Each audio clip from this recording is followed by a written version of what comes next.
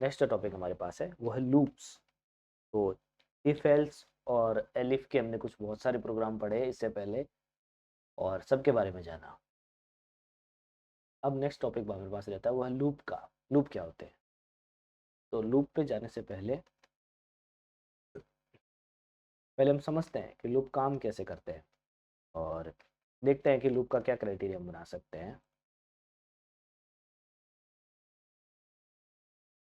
तो लूप में जाने से पहले थोड़ी सी बातें हम और करते हैं। फॉर एग्जांपल बेसिक इन्फॉर्मेशन है पर फिर भी बता देनी चाहिए कि पाइथन में जो लूप होते हैं वो दो तीन तरीके से काम कर सकते हैं। पहला तो है फॉर। अच्छा, लूप का सिंटेक्स कैसा होता है? सबसे पहले लिखे फॉर और फिर एक वेरिएबल का नाम। वेरिएबल का नाम जनरली आई लिया जा सकता है, ए लिया जा सकता है, आपकी जो भी इच्छा हो। जनरली आई लेते हैं। तो आपको लगता है नहीं मैं अपना नाम लिखूंगा राकेश, तो बिल्कुल राकेश लिखें। आपको लगता है नहीं सुरेश, तो बिल्कुल सुरेश लिखें। कोई भी वेरिएबल का नाम लिखे, छोटा लिखे ज़्यादा बेटर रहेगा। और आई, फिर है इन और रेंज। अच्छा, रेंज फंक्शन है जो दो टाइप की वैल्यूज लेता है ना। एक्चुअली लेता तो तीन टाइप की वैल्यूज है, तो हम तीनों पे काम करते हैं। पहले तो ये समझते हैं कि रेंज फंक्शन होता क्या है। तो जिस भी हम जानते हैं कि जिस भी लेटर के आगे दो ब्रैकेट्स बन जाते हैं, ओपनिंग और क्लोजिंग, वो फंक्शन होता है पाइथन में। तो रेंज फंक्शन होता है, वो क्या करता है? वैल्यूज को थ्रो करता है, फेंकता है। अच्छा, किसकी तरफ? जो इसे कैच करेगा। तो यहाँ पर कैच करने वाला कौन है? यहाँ पर हमारे पास है आई है। तो रेंज फंक्शन कुछ वैल्यूज थ्रो क्या करेगा वो बाद में देखते हैं। कुछ वैल्यूज को थ्रो करेगा इसकी तरफ, आई की तरफ थ्रो करेगा। तो आई की तरफ थ्रो करेगा तो आई इसको कैच करेगा। अच्छा, आई उसका क्या करेगा वो हम बाद में बताएंगे। तो हम रेंज फंक्शन में हम ये बात स्पेसिफाई कर सकते हैं कि कौन सी वैल्यूज तुझे थ्रो करनी है भाई। फॉर एग्जाम्पल मुझे 0 से 10 तक की वैल्यूज को थ्रो करना है, ये हम रेंज फंक्शन को बता सकते हैं। अब कहाँ से कहाँ तक वैल्यू थ्रो कर दूं? तो तू वैल्यूज थ्रो करेगा 0 से 10 तक की, मतलब 0 से एक पहली वैल्यू 0 को प्रोड्यूस करेगा, फिर 1 को, फिर 2 को, फिर 3 को, ऐसे प्रोड्यूस करता जाएगा। रेंजेस को प्रोड्यूस करता है, इसलिए इसका नाम, फंक्शन का नाम भी रेंज रखा है ना। अच्छा, जब प्रोड्यूस कर रहा है तो सामने कोई कैच करने वाला, तो सामने कैच करने वाला फंक्शन मेरे वेरिएबल है, उसका नाम है आई। उसके बाद में हम क्या कर सकते हैं? हम आई से कुछ भी कैलकुलेशन करवा सकते हैं, वो हम बाद में देखेंगे। अच्छा, अब फिलहाल हम रेंज फंक्शन के ऊपर कुछ और बातें करते हैं। पहली तो होती है इसकी इनिशियल वैल्यू। इनिशियल वैल्यू मतलब कहाँ से शुरू करना है। आप कहाँ से भी शुरू कर सकते हो, -5 से कर सकते हो, -15,000 से कर सकते हो, जहाँ से आपको लगे सही है वहां से शुरू कर सकते हो। अच्छा, अगर कोई इनिशियल वैल्यू नहीं दी गई है तो ये इनिशियल वैल्यू को 0 एज्यूम कर लेता है। जैसे आप इनिशियल वैल्यू नहीं है तो मैं अपने आप 0 एज्यूम करके फाइनल वैल्यू 10 मान लूंगा। तो पहले इनिशियल वैल्यू, फिर कॉमा, फिर फाइनल वैल्यू। तो इनिशियल वैल्यू अगर दी है तब तो ये अपने आप हम दी है उसे ही एज्यूम करेगा, नहीं दी है तो अपने आप एज्यूम कर लेगा कि वो 0 ही है। Initial value comma final value, जहां तक चलाना। अच्छा, इसमें एक बात ध्यान देने योग्य है कि जो फाइनल वैल्यू होती है वो एग्जीक्यूट खुद नहीं होती है। 0 से 10 तक लूप नहीं चलता है, 0 से 9 तक चलता है। जो फाइनल वैल्यू होती है वो एग्जीक्यूट नहीं होती, वहां तक लूप नहीं चलता है। वैल्यू थ्रो तो करेगा पर इनिशियल वैल्यू से फाइनल वैल्यू -1 तक करेगा। ऐसा क्यों सर, फाइनल वैल्यू ही कर देता? नहीं, ये कब बहुत ज़्यादा काम आएगा? जब हम लिस्ट पढ़ेंगे या टपल्स पढ़ेंगे, जब इंडेक्सिंग पे काम कर रहे होंगे, जब हमें इस बात का बड़ा एहसास होगा कि बिल्कुल सही काम है ये, क्योंकि इंडेक्सिंग भी 0 से शुरू होती है। तो इंडेक्सिंग शुरू होती है तो लूप भी 0 से शुरू हो और फाइनल वैल्यू से कम तक चले, ताकि लिस्ट के बाहर वैल्यू नहीं चली जाए, है ना। ये हम बाद में पढ़ेंगे, अच्छे से पढ़ेंगे। तो वैल्यूज ये थ्रो करता है 0 से, इनिशियल वैल्यू से फाइनल वैल्यू की तरफ। तो नहीं डालेंगे तो भी करेगा, डालेंगे तो भी करेगा। तो फिलहाल हम वैल्यू डालते हैं और इस बार आई क्या कर रहा है? जितनी भी वैल्यू 0 से लेकर 9 तक आई में जाती है और हम फिलहाल सिर्फ आई को प्रिंट ही करते हैं। कौन कौन सी वैल्यू जा रही है वो देखते हैं। सबसे पहले एक और एंटर करते हैं, तो कौन कौन सी वैल्यू गई? सबसे पहले आई में 0 गई तो 0 प्रिंट हो गया, फिर 1 गई तो 1, 2, 3, 4, 5, 6, 8 और 9 तक वैल्यूज गई और 9 तक हमने इसको प्रिंट करवाया। आइज में जितनी बार वैल्यूज गई उतनी बार प्रोग्राम की ये बॉडी एग्जीक्यूट हुई है। जितनी बार वैल्यू जाएगी उतनी बार प्रिंट होगी, है ना। तो जैसे पहले 0 गया तो एक बार गई, तो एक बार प्रिंट हुआ वो 0 हुआ। फिर दूसरी बार 1 गया तो 1 प्रिंट हुआ, तीसरी बार 2 हुआ तो 2 प्रिंट हुआ, ऐसे करके 10th टाइम्स 9 गया, है ना। 10वीं बार में 9 वैल्यू गई। वैल्यूज टोटल 10 ही है 0 से लेके 1, 2, 3, 4, 5, 6, 7, 8, 9 और 10। 10 वैल्यूज ही है पर गई 0 से 9 है। इस बात का आपको ध्यान रखें। अच्छा, प्रिंट कराना कोई ज़रूरी नहीं है। फॉर एग्जाम्पल यहाँ पर आई प्रिंट कराना इज नॉट नेसेसरी, मैं नाम लिख देता हूँ नल ना, नंबर लिख देता हूँ, कोई इशू नहीं है। तो नंबर आ गया, 10 बार प्रिंट हो गया है ना।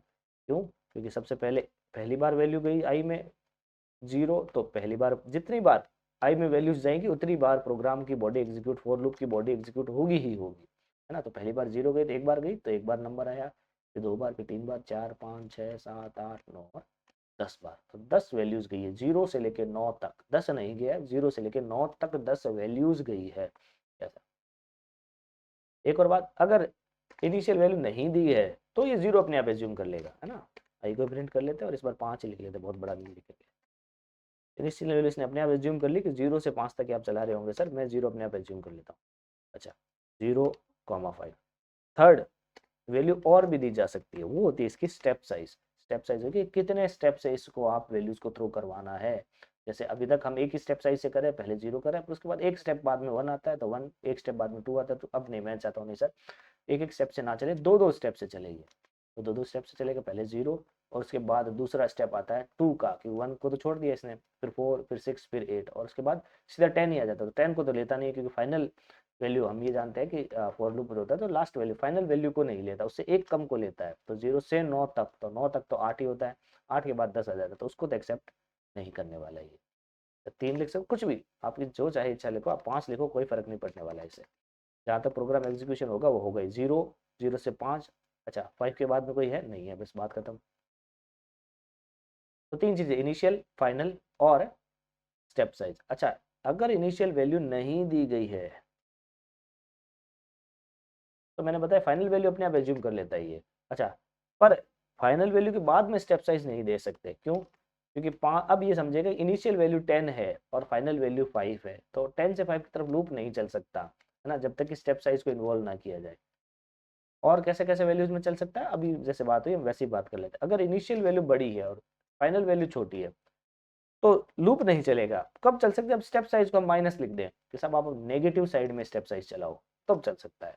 कि सब आप 10 से शुरू हो और 5 की तरफ जाओ, एक एक एक एक नेगेटिव की तरफ, तो 10 9 8 7 और 6, तो 1 2 3 4 और 5, तो किसको लिया? 10 को लिया, 9 को लिया, 8 को लिया, 7 को लिया, 6 को लिया, 5 को अभी भी नहीं, फाइनल वैल्यू को नहीं लेगा, चाहे छोटी हो चाहे बड़ी, उससे कोई मतलब नहीं है ना। 10 से 5 कॉमा -1, ऐसा कैसा काम कहाँ कर सकते हैं? 1000 से 100 से 50 कॉमा -3 की स्टेप साइज ले सकते हैं।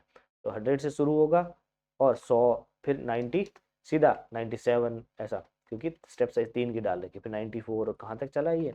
52 तक चला है, क्योंकि 52 के बाद में जो नंबर आता है आई थिंक वो 49 आता है, तो क्योंकि 50 की रेंज में तो आ ही नहीं सकता, तो बात ही खत्म। तो इसलिए इसने उसको छोड़ दिया होगा, ऐसा है ना। कितना आ रहा है? 52 आ रहा है, हाँ। तो 52 के बाद में शायद 49 आ रहा होगा, ऐसा मुझे जब्शन है मेरा।